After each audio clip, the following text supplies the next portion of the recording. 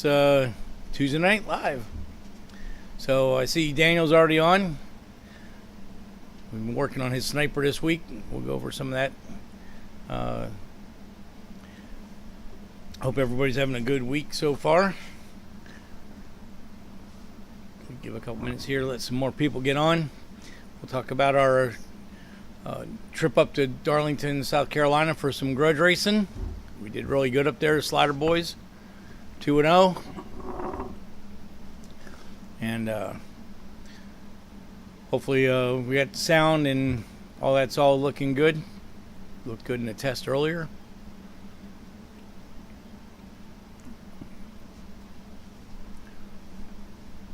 Looks like we got 3 people on right now, so we'll let her go another minute, and then we'll get the show going. So anybody's on, they got sound and all that's looking good. Give me a thumbs up. That'd be great.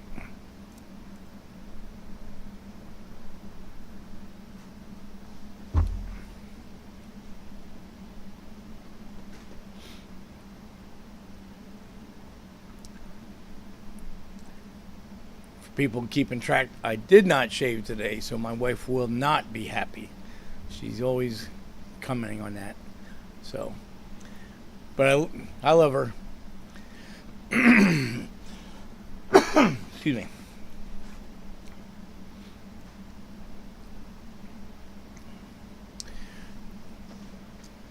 All right, so I guess we'll get the show going. Like I said, I saw Daniel's on the chat already, and he'll probably be wanting to chit chat about his sniper on his Mustang. He's got a 351 Cleveland stick shift car, and he's had his go-arounds with this thing, but I think we're making progress, hopefully. But you know how that goes. You make some headway on one thing, and sometimes other stuff starts getting messed up. So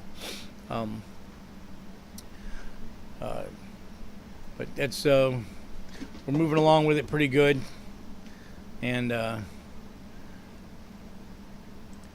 so what we can do is go ahead and show put the sniper up. So there's our sniper system. Whoa, I didn't need to do that. So, when you're working with the sniper or any of the Holley EFI systems, this is your base fuel map. Let's go ahead and page by page here. So here's your basic setup. Put your engine, cylinders, and all that stuff. Answer the questions as best as possible. Of course, his car's got a sniper on it, so that's all comment on that. I do see in the fuel pressure it's got 60, so I don't know if Daniel, if you're still on, are you running a return system or are you running returnless? That may be an issue there. But anyhow, that system was not installed by me, so I was just trying to help him with some tuning. So there's your fuel injection software. This obviously you just use your drop down, click your Sniper 4X, and all of it gets filled by the software. Basic IOs gives you fan on, fan off, AC, stuff like that. These pages here, this is your closed loop parameters.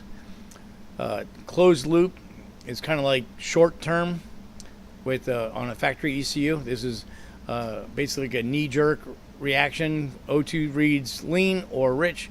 It makes a knee-jerk reaction. Up to 20% on this screen is set at, and it will try to correct it, but it does not save that data. That data is just there for a split second. It's continually going, and these parameters can go all the way up to 100%. So we got his tuned down to 20 because we've already got the car fairly well tuned.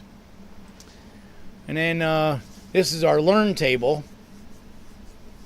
and learn looks at closed loop and says, hey, you're on this cell in the base fuel map, you're always at 20. So let me give you some help. And it starts adding to the learn table, and the learn table then starts adding or subtracting fuel on that cell, so that the learn, or the excuse me, the closed loop will have more space to continue on. So I've got his turned down to 10 because we already got the system fairly close. Now when the system is fresh, you're going to want to leave these at about at least 50%, because typically the pre-learning or the pre-made tunes that you use through your handheld, they're over-rich, and they will immediately be taking 30 to 50% of fuel out from the tune. So you want to leave that up so that it can try to adjust it back to a good position there. So that's what these are doing. And then obviously as you get the car tuned, you want to turn them down. Okay, so all right, Daniel. Well, we got an issue here. You say looking and sounding good. Great, thanks. Got the thumbs up. But I see you mentioned the system is on return. And if we go back to engine parameters, or excuse me, EFI parameters, you'll see here that we have actual fuel pressure at 60.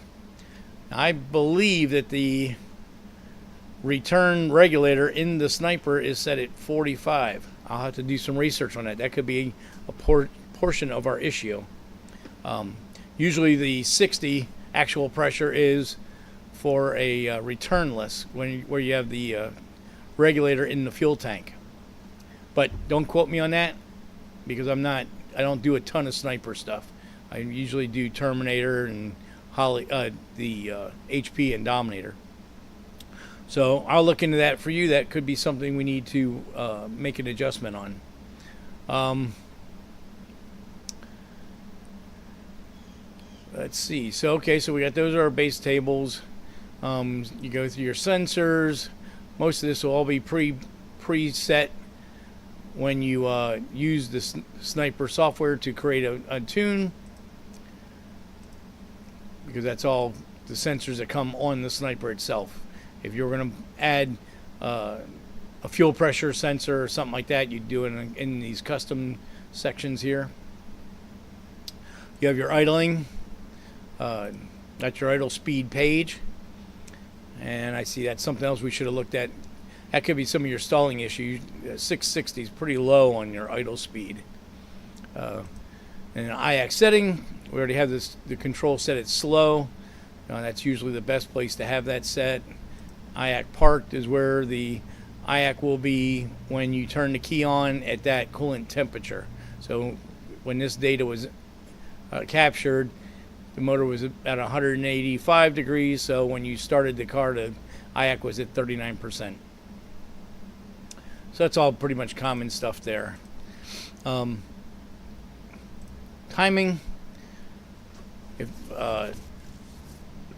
This is one of the things that the handheld kind of gives you messed up stuff.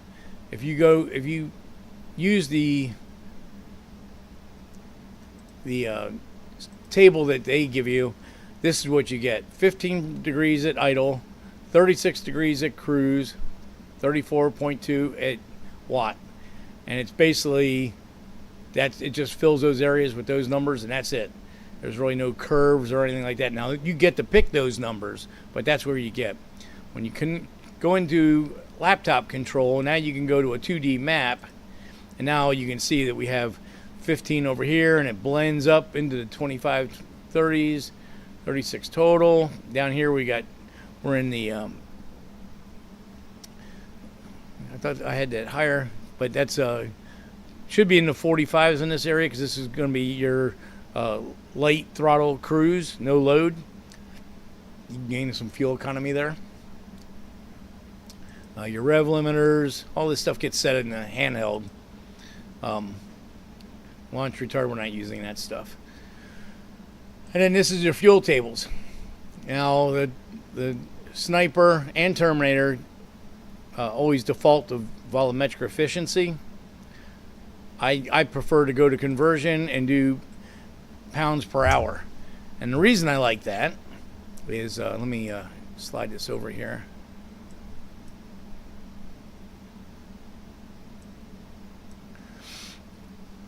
So you can take when you're setting up a tune and you want to see how well it's going to work, you can get your calculator out and you can see at 6,500 RPMs, we're at 238 pounds per hour. So if we go, this is a naturally aspirated engine, so we can take our guesstimation of, let's say, 500 horsepower times 0.45 for brake specific efficiency, and that gives us 225 pounds per hour.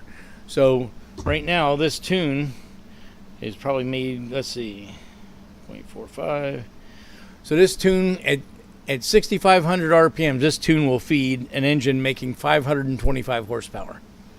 So reason that's a good thing to know is when I'm making a tune from scratch, I will go into the pre-made tunes. I'll pick something that has the right injectors, and this is a little bit over to sniper stuff, but it nevertheless, fuel injection, it all works the same. So I would take a tune that has the right size injectors and stuff like that, open up the base fuel map, and then I could copy, or I could highlight and adjust this table to where the wide open zero vacuum, which would be 103 kPa and say 6,500 RPM, we could put the fuel, proper amount of fuel for the horsepower the engine's making. That gets 80% of the tuning finished on the car already. And then you could, do your learning and closed loop and go from there. Just, that's a tidbit, because if you go back to your volumetric efficiency, we really don't know what the volumetric efficiency is. And if we look in Daniel's map up here in the top, it's showing 122% efficiency. Well, that's not a realistic number. In fact, here it's showing 148%. Now, this tune has already we've already run it in this sections, and the fueling is correct. So the VE is never really a real way of doing it, because those numbers obviously cannot be real. It's a not naturally aspirated engine. There's no way it can be over 100% efficiency unless it was like a NASCAR engine or a comp eliminator or pro stock engine where it's been massaged heavily. Everyday passenger car is never going to see that kind of efficiency. So that's why I do not use volumetric efficiency, because it kind of gives you unrealistic numbers, where when you do the conversion back to base system fuel flow, which is pounds per hour, these are more realistic numbers to how much fuel is going into the engine. Plus, when you look at the graph, the VE table graph looks weird as hell, and they always look like this. They always have some kind of hook on the idling section. That's just the way they always look. But if you convert it back to pounds per hour, now you've got a table that makes sense. It's fairly low here at the idling area, and as you go up in RPM, you can see it gets more fuel. So that's usually pretty good. Nice thing about these tables are you can go through here, and if you see any big huge dips or holes, then you can smooth those out. You should have a flowing valley, not a valley, but a flowing hill is what your fuel curve your fuel map should look like when you're on pounds per hour. Okay, so next thing on the Sniper is the target AFR. And again, with the handheld pre-made tune, you get simple. So you get 14.0 at idle, 14.7 at cruise, 13.3 at watt. That's what you get. And it really is kind of a blocky number if you looked at the way the graph would be set. So we can go with the computer, we can put a 2D table in, and now we can make it have a curvature and stuff. We can look at a map. Well, the map doesn't really show it in a good angle, but We got our 14.0 AFR at idle, and even off idle. Then at low load, higher RPM, we're asking for stowage so we can get some fuel economy out of the vehicle. And then we taper up to 12.9 at watt, so we have plenty of fueling for wide open throttle. So that's pretty much how a map should look. Sometimes you have to tweak them a little bit, but that's typically how you want them to look. And this is your acceleration enrichment. In acceleration enrichment, you've got the AE versus TPS, rate of change. That's acceleration enrichment versus TPS, rate of change.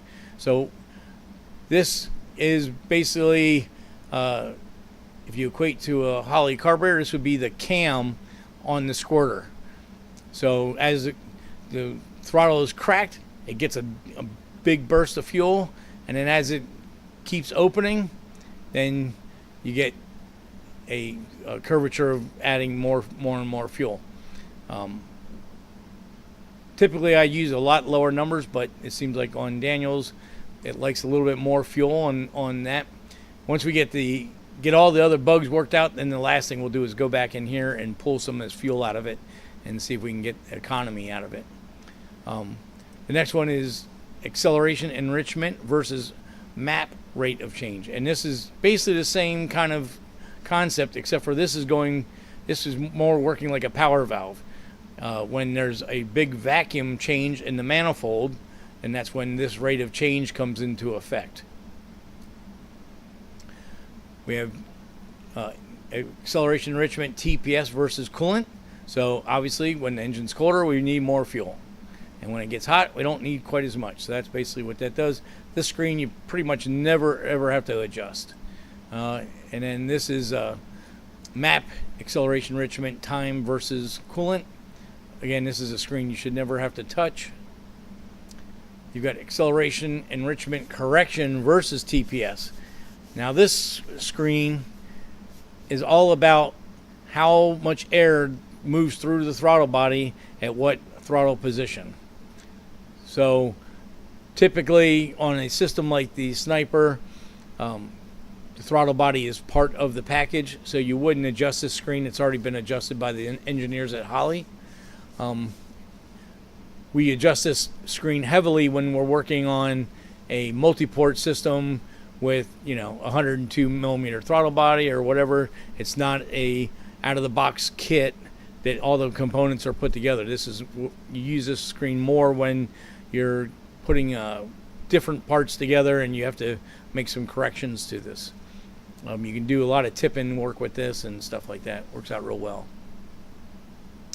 And then the last one in acceleration enrichment is your map acceleration enrichment versus coolant. And again, when there's map pressure changes and the engine's cold, it needs more fuel. So again, another screen you really don't need to play with.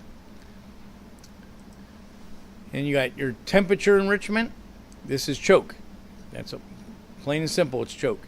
So the first one's coolant temp enrichment. So you can see at 160, we don't need any choke at all in there. And as the engine gets colder, we need more fuel to go in the motor because it's cold and a lot of fuel is going to stick to the cylinder walls and the intake walls, and so you need more fuel so that it can get the car running. Once all that stuff comes up to temp, then obviously the fuel doesn't puddle as much and you can lean it out. Your AFR ratio, this is air fuel ratio offset. So obviously when the car is cold, the O2 sensor is cold, it's going to read askew a little bit. So in this table you can skew it. Again, this is a table that engineers have written. You really don't need to mess with this. And then lastly is air temp enrichment.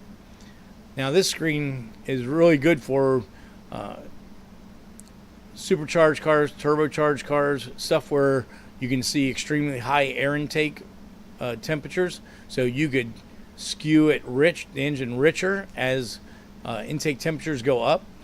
On an NA car, it's probably not that big of a deal. You're probably never going to see much over 100 to 120 degrees, depending on where your sensor is sitting and how your air intake is set up.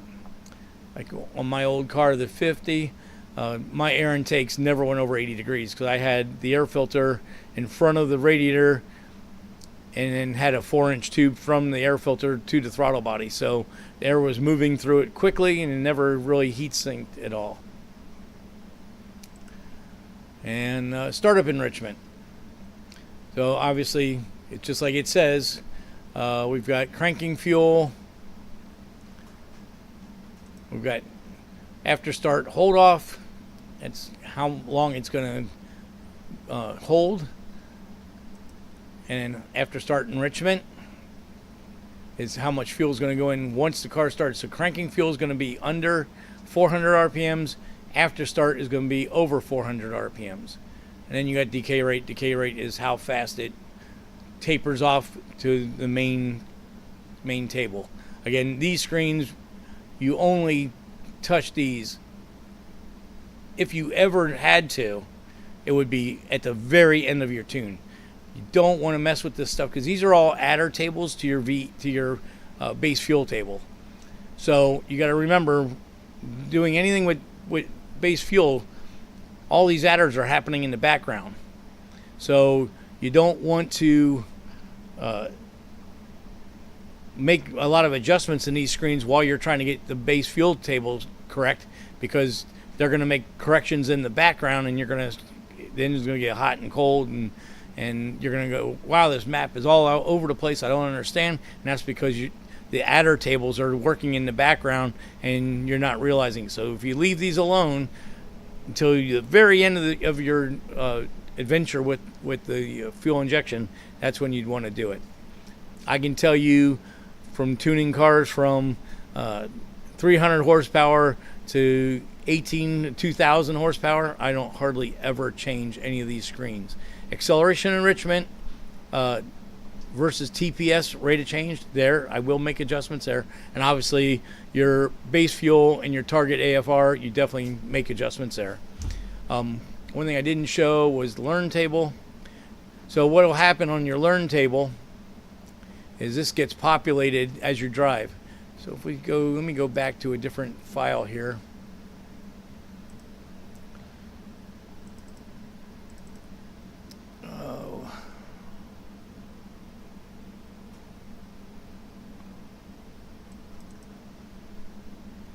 Nope.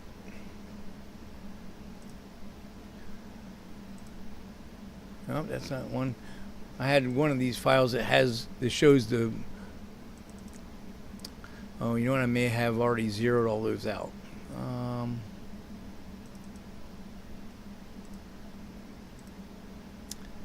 No, I may not have one that shows that.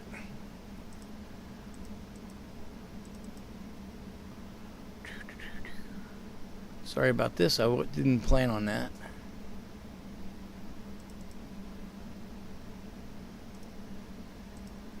There we go.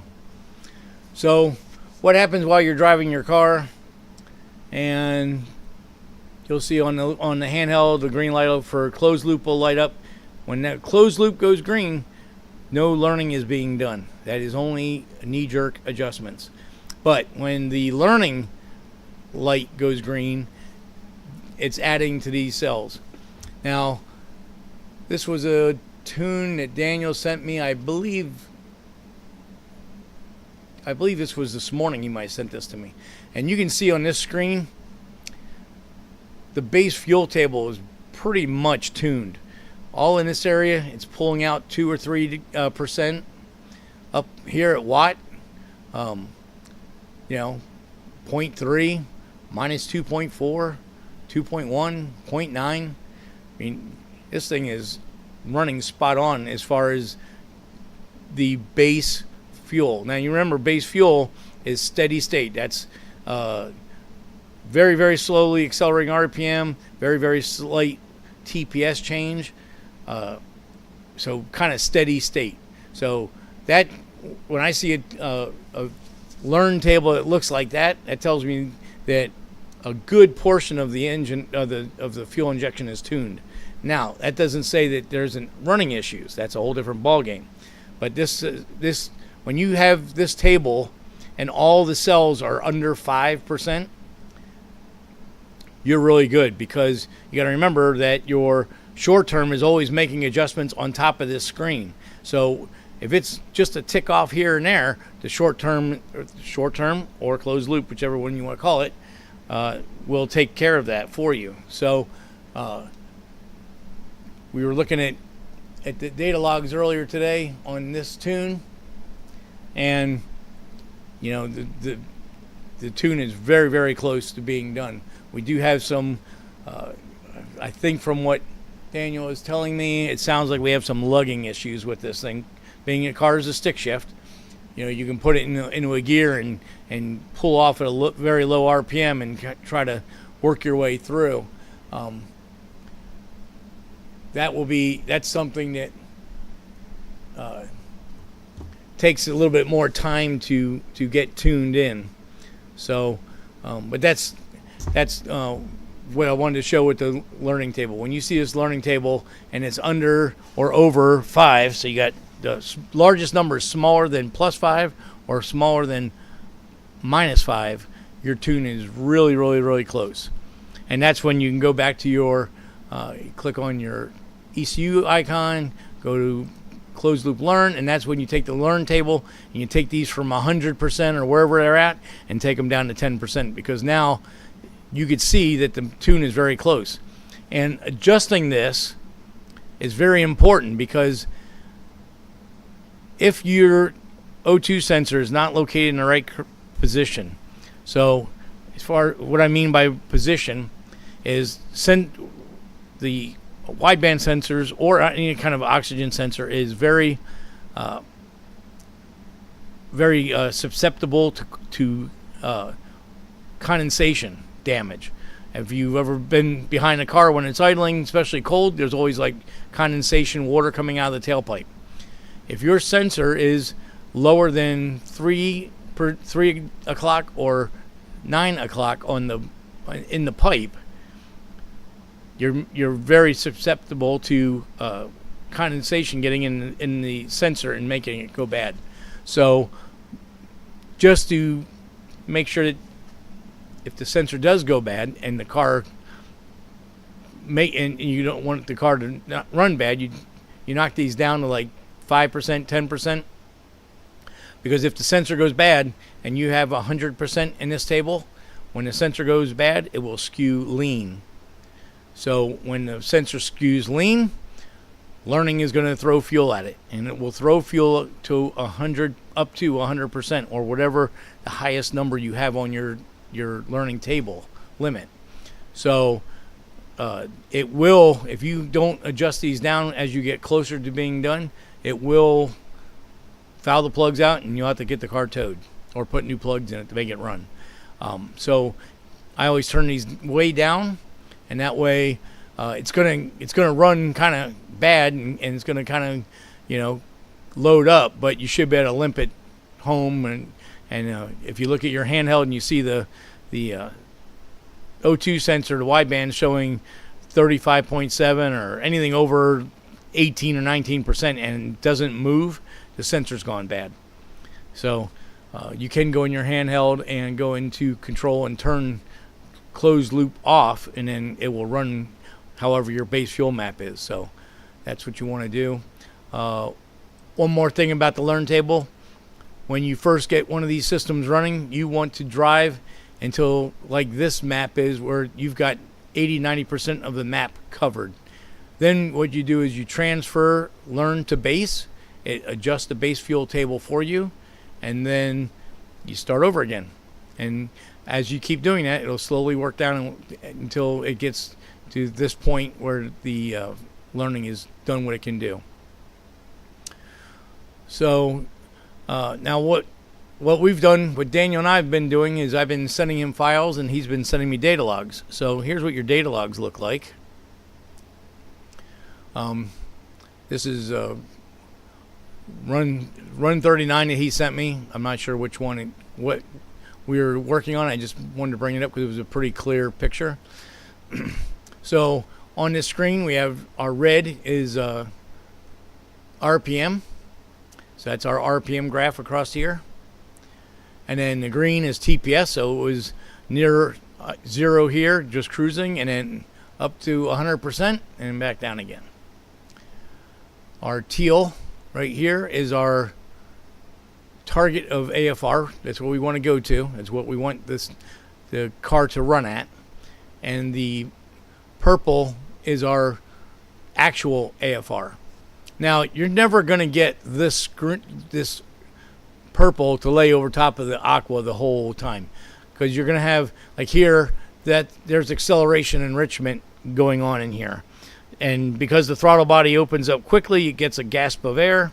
So immediately it goes lean for a second, and then it goes rich as it's burning the extra fuel off. So that's a normal way that's going to go. You're never going to get this to keep going through here, because you'd just be dumping so much fuel into the motor all the time. It just wouldn't make sense. You kill your plugs and stuff. This is a normal function of how it will work. Couple things on your data logs. So we want to add the map sensor. We want to see what the vacuum is. There's our vacuum. And if you want to know what the scaling is, so here's one thing you want to look at first of all. So on our map, 0 represents, the lowest represents 0, the high represents 201 kPa. Well, this engine is not boosted, so we'd want to change this to 103, because that's what atmospheric pressure is going to be. And then we can click the second one, which says display axis, and it actually puts the scale on here. So now we can see where we're at. So when he went watt, the manifold opened up, and you see even before the TPS went to wide open, it was already almost 0 vacuum in the intake manifold. So you can look at all kinds of things here. You got fuel flow. So again, like I said, I use like the base fuel table to read pounds per hour. Well, here in your data log, it's going to show you pounds per hour of fuel flow. So the nice thing about this is we've got all this stuff highlighted we want to look at. We go back to our table here and go to data log, and we activate overlay. And now there is the actual overlay of the data log that we're looking at. So now we know that the data log started here, went up these numbers across, and back down again. So just helpful information so you can see where it's going on. You can go to your timing, and again, it's going to show you what timing spots, what timing targets it was on during that run. So it just helps you do whatever kind of adjustments and stuff you want to run.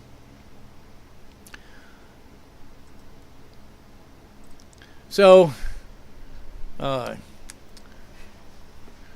don't know if anybody had any questions about any of that stuff. It was pretty good, I think. Let me pull up here. For some reason, my chat is not up with YouTube. So now I got YouTube back up. So, getting old, can't see. Tuesdays, play with cars, listen to George. Thanks, Ryan. I hope, man, that car is looking awesome. I can't wait to see you start getting, looks like, I guess you're going to be putting floors and stuff in the car soon. I'm about 2-3 months behind you. I'm almost ready to put the motor in and start building the framing for the floors and stuff. So I definitely want to get on that. Your car gives me inspiration. It looks really good. Daniel, no, you cannot read fuel pressure on your handheld unless you add a fuel pressure sensor. Now, I believe on the Sniper, we have 1 or 2 open channels we can do for inputs. So we can put a fuel pressure sensor on there, and then we can read it. Otherwise, you'll just have to put a mechanical gauge on it and verify the pressure, and then we'll adjust it in the computer. The fuel pressure is not adjustable using the regulator built into the throttle body. That has a fixed regulator in it. So does the Holley fuel pump that go in the gas tank. They have the hangers that are already set up with the returnless fuel system, and they also sell the fuel filters that have the regulator built into them.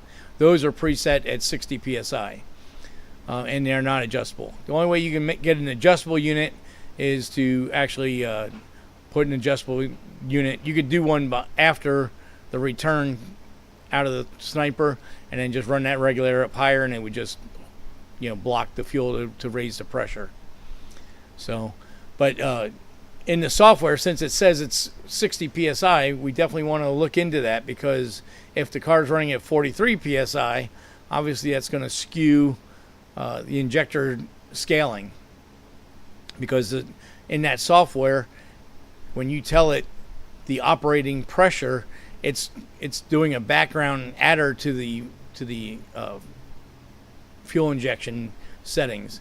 So you just gotta get a gauge on there and see where it's at, and we'll match it up. Ryan, thanks, Jordan. Not far ahead, jigging up rear frame rails. Cool. Yeah, I kind of cheated using the Corvette chassis, because most of that stuff was already done. I still have to. I'm actually going to put a cross member in the car, and I'm going to put a ladder bar off the third member, rather than running the Corvette truss that would normally be in there. And of course, all the IRS stuff is already mounted, because that's all factory Corvette stuff. I think I am going to mount new mounts on the frame to move the stuff where the links go, to change how much anti-squat the rear of the car has. Those are things I'm going to do later. Right now, my big thing is get it into the shop and start mocking up the frame rails. I showed last week, I got the seats now, so I want to put. I'm going to take some tubing and put it underneath the car and block it up against the frame rails, because I'm going to make a flat bottom car chassis. And then I can put my seats in, and then the next step would be to determine where the height of the body is going to be. Once that is determined, I'm going to get some roll bar, bend up some roll cage for it, and then start laying out all the tubing for the floors. Being your car has the frame rails kind of going down the center of the car, mine are going to be on the outside like a standard Corvette. So all I'm going to do is, with smaller tubing, 1 by square, I'm going to outline the transmission, the drive shaft for the tunnel and all that stuff, and then I start laying all that stuff in and make that thing go farther along. It's killing me, but we've just been busy. We went testing a couple weeks ago with the Smurf, pulled the motor out, sent it up to EIC. They freshened up some stuff, and we put it back in the car on Thursday night, and then Friday morning we drove to Darlington. We raced up there, had 2 grudge races we had pre-planned. We were locked in, and we won both of those. And then we have the engine sucking oil from a rocker stand or something, so we're going to pull it back out and correct that issue, and then we're ready to go for the next one. Next guy talks trash, we're going to jump on him. That's what we do with the car, and small block nitrous car. But I'm going to show you some videos in a little bit. I met Lamont up there from Forever Grudge. He's got a YouTube channel. Everybody needs to check that channel out. If you like grudge racing, you like some big wheel stands and all kinds of crazy stuff going on, he's got some great footage on his channel. He goes to most of the big events. He was at Darlington. He flew back to Texas. Now I think he's going to be up in Michigan this weekend getting some more footage. So, shout out to him. Great channel. I'm a subscriber. I think everybody should jump on and subscribe to the channel. He's got great content on there. Help him out. Keep him producing great racing footage. So yeah, Daniel, that could be a good find with your fuel pressure. I don't know for a fact what the fuel pressure is on the return system on the Sniper. Typically, I think I said in episode 1 or 2, when I'm doing the Sniper deals, I run a regulator in the gas tank or the Holley filter / regulator unit, and then use the stock 3/8 line up to the front of the car, and I block off the factory regulator and use no return. I think it just makes it a lot easier for plumbing, and it looks clean under the car because there's not a bunch of extra fuel lines running back and forth. You don't have to worry about pinching a line, putting it on a lift and stuff like that. But we'll definitely look into that. That's possibly a problem. But who knows? That may have been preset by the handheld when the original tune was written, and in that case, that would mean that it probably is running 60 psi. So we'll look into that, and I will let you know for sure tomorrow what's going on with that. I don't know if anybody had any other questions on the Sniper stuff. It's a good system. I mean, it's, you know, in my mind, you get what you pay for. It's a price point system. It's not cheap by any means, but it's definitely not, you know, a multi-port system with a Dominator and stuff like I run in my car. You know, that's talking about big amounts of money. But okay. So Ryan says he's got outside frame rails also. They're hidden in the rockers. Yeah. Smurf is a bad car. We're gonna, you know what? Let's go ahead and show that video now. Let's see. I gotta find where it's at. There it is. So here's Le Mans page, Forever Grudge. Like I said, check him out. He's got some killer videos on here. So here's the video of Smurf.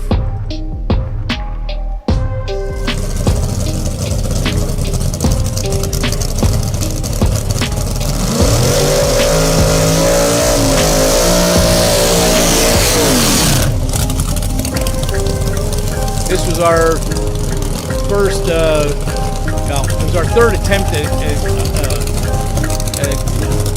test run on Friday night. I inadvertently bent a pin on the TPS, so it didn't make the run on the first run.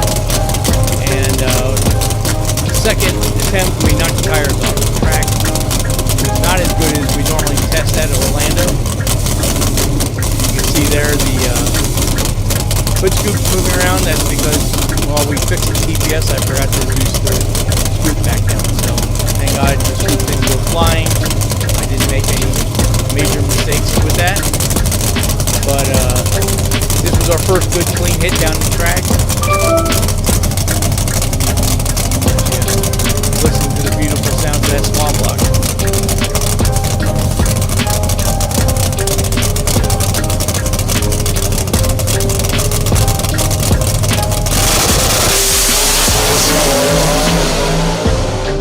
That was a nice clean 330 hit. Hey, I told you. And the camera guy telling his buddy, I told you. This was our first race. This is one of their tests. It's a Ford powered Corvette. How you like that? Pretty state of the art car, probably lighter than, by far lighter than our car, but it's got some big small block Ford in it. I heard rumors of 570 cubic inch. I don't know exactly. Obviously in the grudge world, nobody really knows what anybody's cars have, but that's what the rumor mill is saying. Here's their test hit.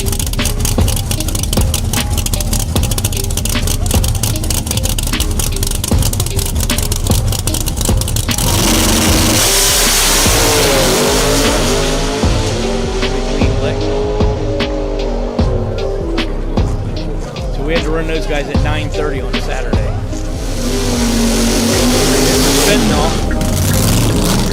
We had to run this Mustang at 11 on Saturday night. This is one of his test passes.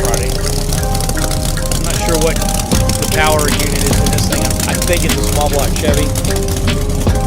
I heard rumors that it's a 4.6 4-cylinder motor, so it's probably 570, 560 plus cubic inch.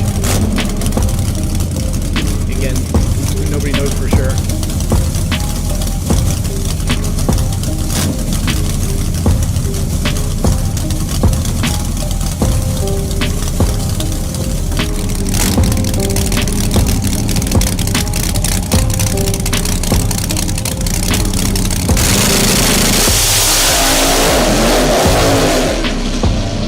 Got a little wheelie on that one, so that was it. That was it for the test run on Friday night. So then we had to get ready for Saturday.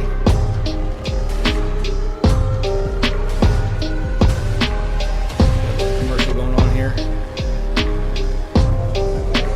So here's Saturday night. We're in the lanes, getting ready to pull into the water box. Oh, don't hit me. No insurance over here, buddy. No insurance over here. Good race. Good race. Yes, sir, Mike. Yes, sir. They kind of kept going around, disrespectful. They're going to run left lane. They're going to run right lane. It went back and forth a little bit. Finally, they decided they were going to run left. We were going to run right. Good job. We got a good race going down, baby. Our burnout. Now you can see these guys are playing games. You'll see this in the video now. And we're doing our burnout. Back up to the line. Getting prepared for our run. Where's disrespectful? Still sitting in the water box. They're trying to see if we were hurt or what was going on. We're sitting there running. Ready to go. I don't even think at this point they've even did their burnout yet. Yep, here they go. They finally did their burnout.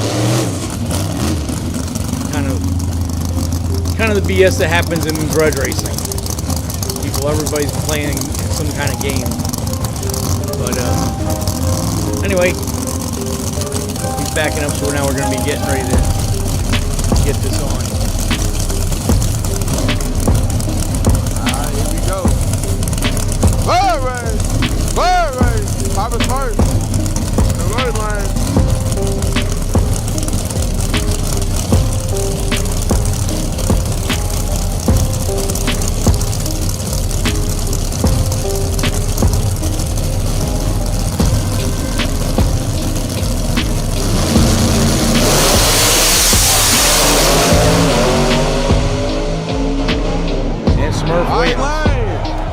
Jason did a great job driving. Right lane. Papa Smurf for the win. Papa Smurf for the win. Now, here's where a lot of crap comes on. That run happened at 10:30. Papa Smurf. We hear that the boys from South Carolina had the track run a couple other cars in front of us to hold us up. Because now we're supposed to be back in the staging lanes at 11 to run fentanyl. We just made that run. It's 10:30, so we got 30 minutes to get the car back, warm it up, cool it off, do all of our maintenance, and get back to the starting line. So there's a driver from Fentanyl standing there watching the run. So that's kind of the stuff that goes on during grudge racing. So we're back in the pits now, thrashing on the car. There we go. It's our main man, Kenny, there with the headset on. This stuff that'll kill you. Go to this baby sport out of Florida. Boy, they got so much money here. I can pay you a little touch up and go these big blood, man. Somebody asked me to get tore up again. Somebody asked me to get tore up again. I don't know who it gonna be. But man, oh man, they got a whole lot of money on this thing. I mean cookies. We should be coming up here in a little bit. Yep, so now there's Fentanyl in the staging and outside the water box. We're ready to go. They didn't think we were going to make it in time. We asked them for a time allowance and they refused. So we hustled. We got the car back in time. Let me see. Florida standing F for the last two. Show We got a good team. Florida been standing Like a Rolex watch in the pits. Everybody knows their jobs. We do our jobs. For sure. We had the car turned around in 20 minutes. All Shout out ready to Team to Florida, man. go. Big Jason Wells, he been standing on business. He been applying pressure. He applied pressure last week. Papa Smurf, they 1-0 for the week.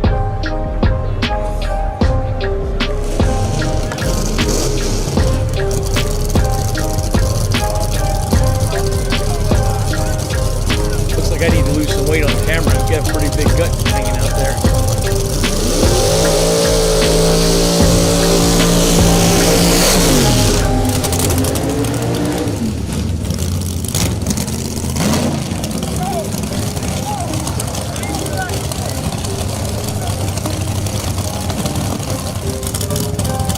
Unfortunately, we do have some oil seeping into this motor somewhere. It's not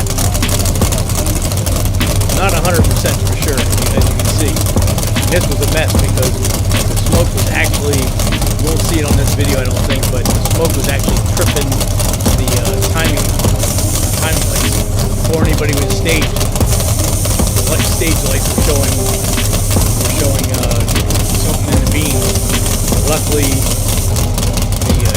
the track didn't throw us out or anything and let us go, but it was a tense couple minutes here trying to get everything staged and get this race off. As you can see, it got pretty heavy.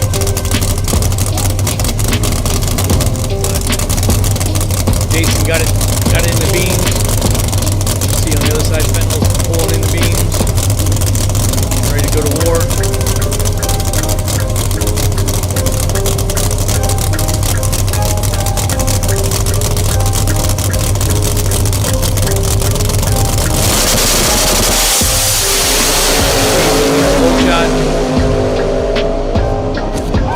Another win.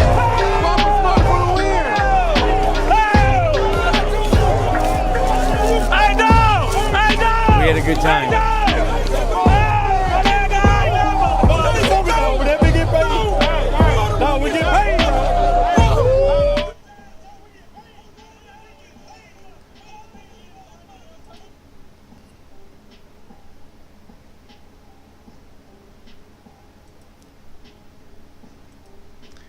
So that was a good time. Let's see, I didn't have the screen up, so okay, 58.5 is standard. Okay, so that's 60 on your thing, Daniel. Is not going to be too bad. Oh, when I turned that on, it messed up the sound. Sorry to hear. Sorry about that. Yeah, the music was part of the video. That wasn't my music. That was part of the video that the guy put up. So, anyways, that was the visual of our race weekend in Darlington. Yeah, we had a good time. 2 wins is always good to come home with wins. Unfortunately, Florida on whole, as far as grudge racing, doesn't get very much love. The other states kind of look down on Florida grudge racing. I don't know why that is, but they had to give us a thumbs up for that weekend because we came and we beat them. So that was good. I apologize if the sound got messed up. I wasn't able to test that before we filmed it. I just was running the video as it was produced by Forever Grudge. But just wanted to give everybody a visual of what we did. I have a little bit of video I'm going to put together for the channel from the race weekend. Unfortunately, because of the thrashing last week, I got it up there and opened my camera cases for my GoPros and stuff, and all the parts weren't there, so I wasn't able to use the GoPros to get. I normally get the camera mounted on the roof of the car looking at the opponent, so you can get a good side-by-side all the way down the track. Wasn't able to do that. And it's a shame, but I did find a bunch of stuff on Facebook on some of the grudge pages. There was some guys that were filming finish line, and I think when we raced Disrespectful with the Corvette, we had about a half a car on him. We didn't get the clear, but on Fentanyl we definitely had a full. We had a full gap on him. It was probably about a half a car gap between the two at the finish line. So that was a really good outing. We've been chasing these guys for a while, and represented for Florida. So till the next grudge race, that'll be it. I don't think we're gonna have anything till probably October or November. Have a nice little break here. There is a race in Texas, but I'm going to be at a wedding, so I won't be able to attend. So I don't think they're going to go. But anyhow, give me a chance to get some work done here in the shop and get some work done on my car. I got to get mine farther along. Ryan's making me jealous of his car, envious of his car. So what Daniel is saying, 15.8.5 is the standard. We should adjust that in the software, but a pound and a half isn't going to make much difference, so I don't think that's going to give us any of our issues. Although I saw on the chat you did say that your car is idling good, so I think mainly we just have low RPM stumble or hesitation, so that may be more of like a power valve issue or something, being the stick shift. Like I told you in the emails earlier today, or in text, I forget, automatics would never do that. You would never get it into gear higher than where the engine wants to run at, so it never gets to lug like that. I mean, unless maybe if you had a trailer on the back or something like that.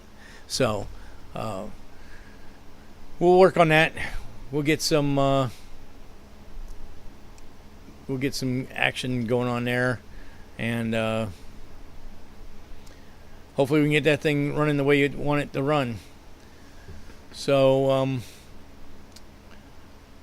yeah, we had a pretty good show tonight, I think. I don't know, wasn't able to keep track of how many people were on, but hopefully everybody that was on got something out of the sniper information I gave out. Kind of went through it kind of quick, but if you use the handheld for the pre-written tune, that gets you 75-80% where you need to be. The stocker the engine, the more vacuum the engine makes, so smaller the camshaft, stuff like that, the easier it is to get tuned. As you get into performance camshafts, especially a lot of them that are real low LSA, like a 106 or 108, they don't have a lot of good manifold vacuum. They make it more tedious to get the tuning correct. That's not Holley's fault or Sniper's fault. That's more of you have a carburetor cam, not an EFI cam. Most of your EFI cams are going to have a LSA of 112 or 114.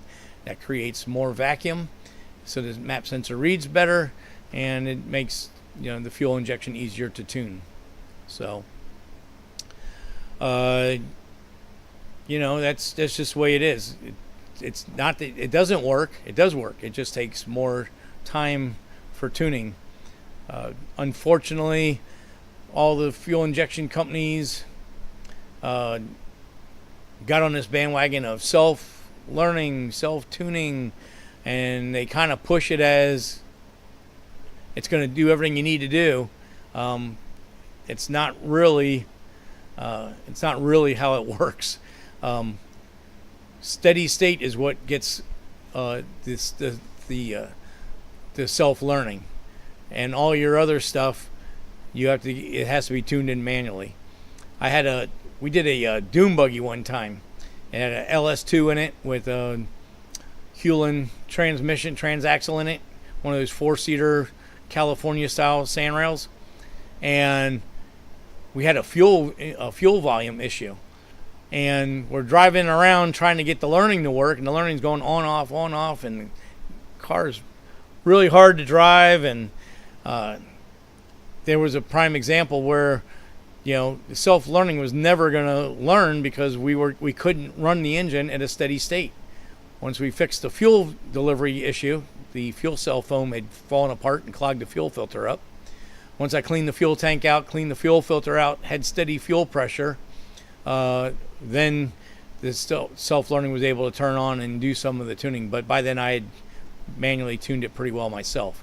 And that's kind of what my thing is, whether I'm installing a Sniper, HP, Dominator, or an older Excel system, is I try to, you know, get the idling area and get that all mapped out myself, watching the AFR on the wideband, and just taking blocks and trying to get it to read, you know, within 10% of the target AFR, and then we can go in to drive it, and I keep massaging it. That way I can give it to the customer, and it's not dyno tune, and I didn't have to charge hours of dyno tuning or even drive tuning. I just basically put a map in, made some simple adjustments, spent about 20 minutes on it, and the customer is able to drive the vehicle away and let the self-learning do its job to finish the vehicle. So that works out pretty well like that. But unfortunately, they sell it as it's the, you know, end all be all, and that's not always 100%. And then customers get a little aggravated because it's not happening as fast as maybe they think it should. But you know, it sure does beat the days before this stuff. You know, back in the 90s when I was tuning the Excel DFI, and I did some electromotive and some can't think of the other name of the other company, was big back in the day, Haltech.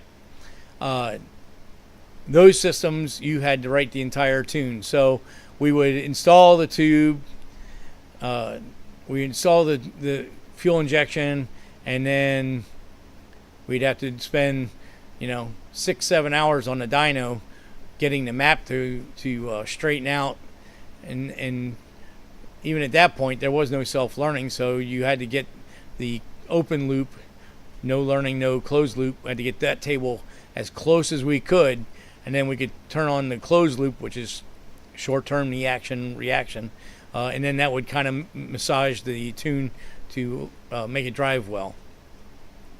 I see Daniel says the camshaft lobe separation is 110 on that cam. Okay, well that's something. Maybe we might have a vacuum leak or something, because the idle vacuum, I don't believe, is showing the same thing. Typically, or maybe the valves aren't adjusted properly. I don't know if the Cleveland has stand adjusters or it has actual poly-lock adjusters on the rockers, but one of the problems with on LS and on Ford motors that have rocker stands is when you put a cam in, the base circle is not always the diameter of the OEM. So when you put the OEM push rod in, then since there's no adjustment on the rocker because it's tight, locks down to a stand on underneath the rocker, you could have the valves semi held open. They usually have about 80 thousandths from zero lash to bottomed out. So if the push rod's too long, it could bottom out the lifter slightly, and that will create a vacuum issue. Not severely enough to make the car run really bad, but could create a problem. So if you Daniel, if you have a vacuum gauge, wouldn't be a bad idea. Put it on there and let the engine run up to temp and idle, and see what the vacuum is on there. I don't think I have that on any of the data logs you sent me. Most of the data logs you sent me were driving.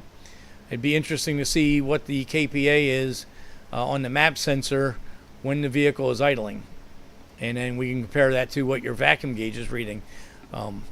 It could be I mean, there's a lot of things could be possible.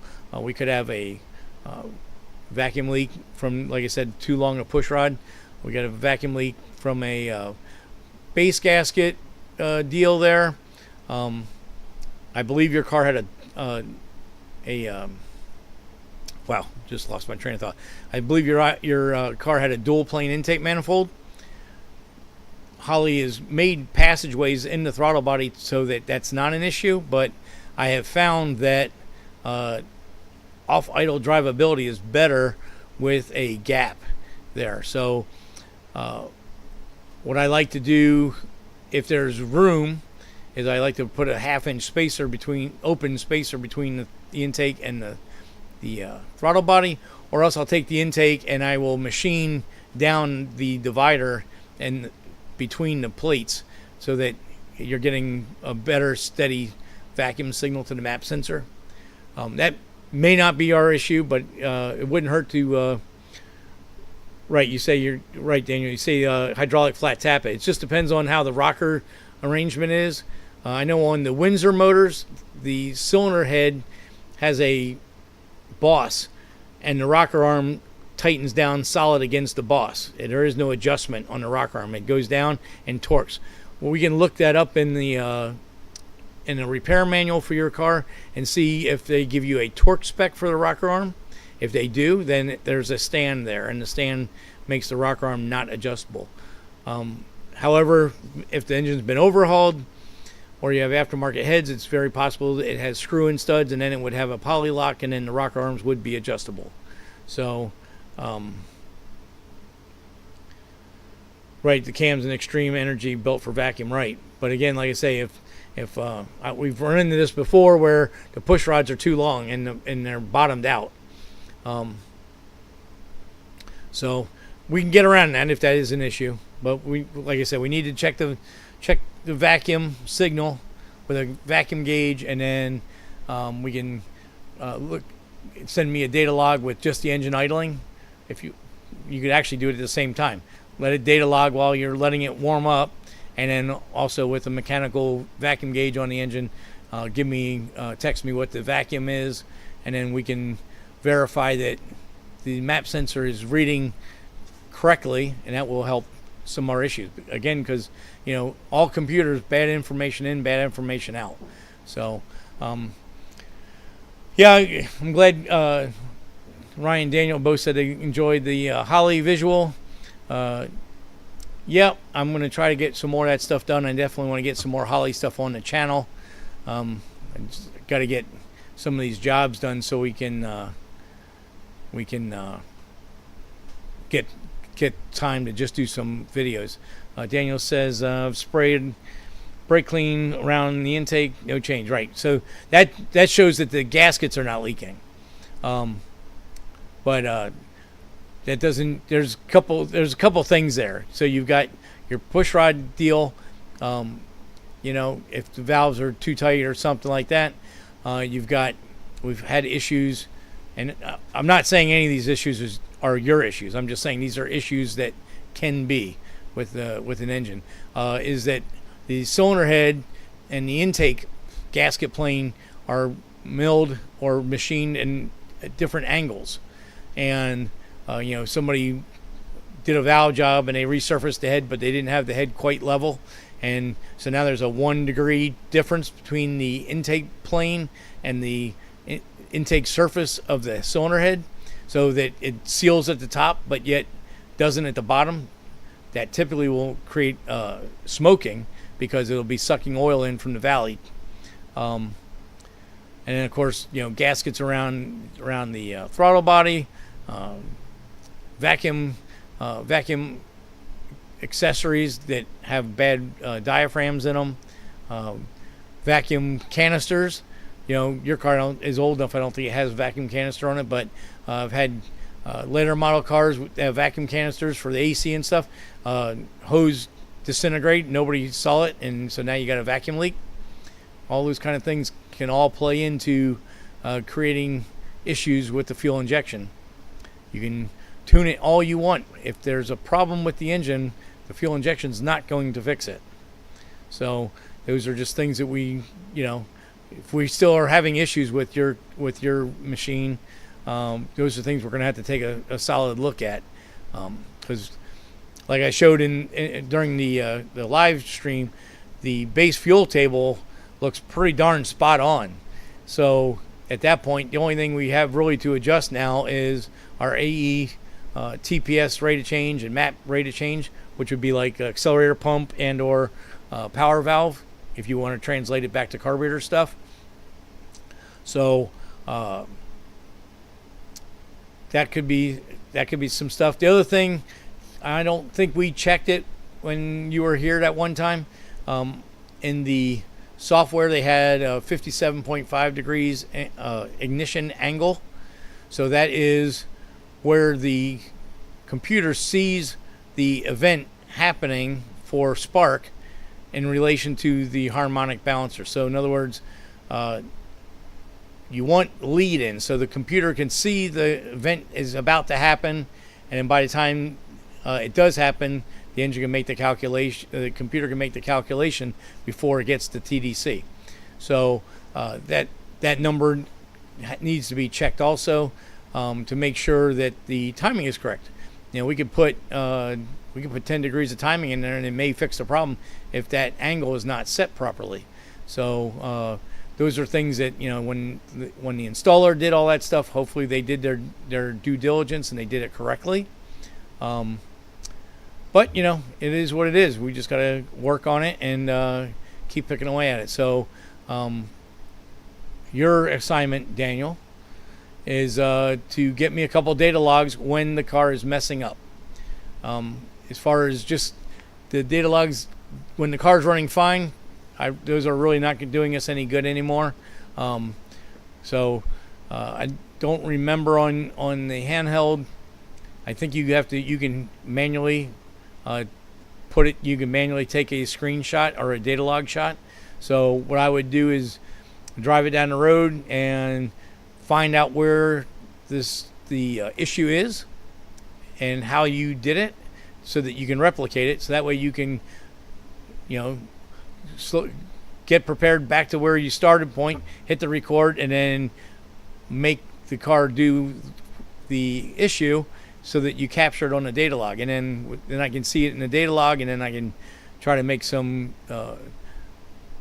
make some decision on what we need to do.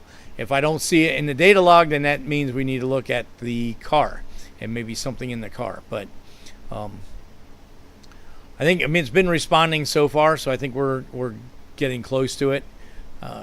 If it wasn't responding, then I definitely said we had a car installation issue, but it was responding, I believe you said, for a good portion of the time. So that should be we should be getting close with that thing. So I see it's 7:15. I think we'll go ahead and call it a night for tonight. I hope you guys enjoyed it. I had fun doing it, and I got the just to recap some of the stuff in the shop. I got the short block for the 4200 done, and so I'll be putting top end on that and getting the timing chain done. So I'm getting really close to being able to drop the video on that engine build. And I got a bunch of parts in for the Camaro, so I can get back to work on that. So that'll be coming up. I did a rear end build on a 10 bolt BOP for I think it's for a Buick Skyhawk GNX or something like that, GSX. So I did a video on that. I just got to do the final editing on that. So I think that might be helpful to people on how to go ahead and build a hypoid rear axle, do a gear swap on one, 10 bolt, 12 bolt, 8.8, any of your Dana 60s and 44s, 36s, all those rear ends, basically all adjust the same. You're ending up with the same results. You may have to do it a different way. Shims are in different positions, but it's still all the same thing. So it should be, hopefully it'll be interesting for people. They'll get a kick out of that. And I think that's it. So with that, I thank Daniel and Ryan for getting on the chat. So So I had something to read, and we had some conversation. That was great. I love it. And I think that's going to be it for tonight. So I appreciate it. And I'll talk to everybody next Tuesday. See ya.